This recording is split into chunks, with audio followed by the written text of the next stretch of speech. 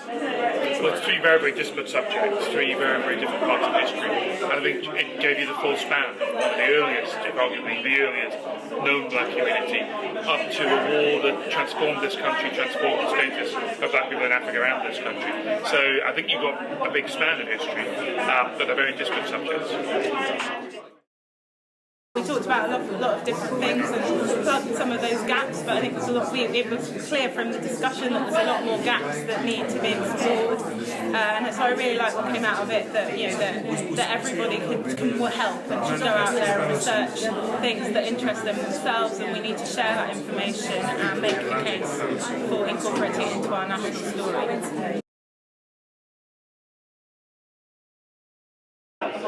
I think, personally, my view is that we need to see black history as part of British history and not as a separate subject. I think it's great that there are new courses that are going to deal with African history, with history of migration. They're really important, really valuable. But to me, the breakthrough will be is when black faces appear in normal British history on television, in books, in schools. We are part of British history. Black history is British history. And it's not just of interest or importance to black people, it's all of our stories. Well, I think it gives it a physical home, and I think it's important that history, archive, ephemera, artefacts have a physical home. I think it's good that it gives a home where we can have events, where we can come together and meet, have conferences. But also, it's difficult to think of any history that has got anywhere without institutions. I mean, there are research institutions, there are museums, heritage organisations.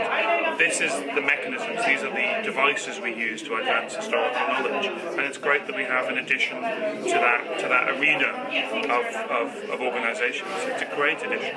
Very young, very new. It'll be what we make it.